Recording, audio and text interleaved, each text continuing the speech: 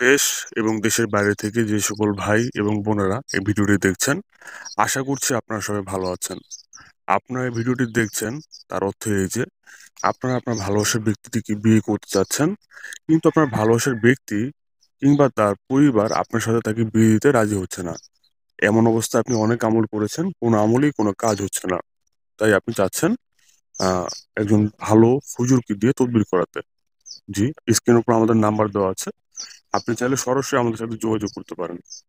এবং মূলত কি, কি কারণে আপনার আমলে কাজ হচ্ছে না বা কি আমলটি করলে আপনার কাজ হবে সেটি ভিডিওতে সংক্ষেপে বলে দিব।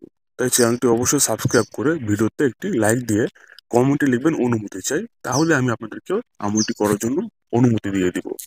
দর্শক, প্রথমত আপনি যদি আপনার ভালোবাসার ব্যক্তির সাথে অবৈধভাবে শারীরিক সম্পর্ক করেন, সেক্ষেত্রে আমলে কাজ হবে না। দ্বিতীয় বিষয়টি হচ্ছে আপনি যদি তার সাথে ভিডিও কলে কিংবা অশ্লীল কোনো ছবি আদান প্রদান করে থাকেন, তাহলে কিন্তু আমলে কাজ হবে না। এবং সর্বশেষ যে বিষয়টি সেটি হচ্ছে আপনি যদি আপনার ভালোবাসার ব্যক্তিটি বা তার পরিবারের উপর আগে থেকে কেউ কোনো জাদু টানা করে রেখে আহ বা তাবিজ করে রাখে, কালো জাদু করে থাকে, বান মেরে থাকে, সেক্ষেত্রেও কিন্তু কোনো আমলে কোনো কাজ হবে না। এই জন্য এ থেকে পরিত্রাণ পাওয়ার জন্য অবশ্যই আপনাকে কোনো অভিজ্ঞ হুজুরকে দিয়ে তদবির করাতে হবে। আবার বলছি, স্ক্রিনের উপর আমাদের নাম্বার দেওয়া আছে, আপনি চাইলে সরাসরি আমাদের সাথেও যোগাযোগ করতে পারবেন।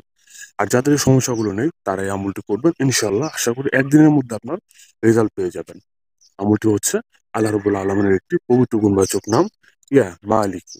আবার বলছি, ইয়া মালিকু।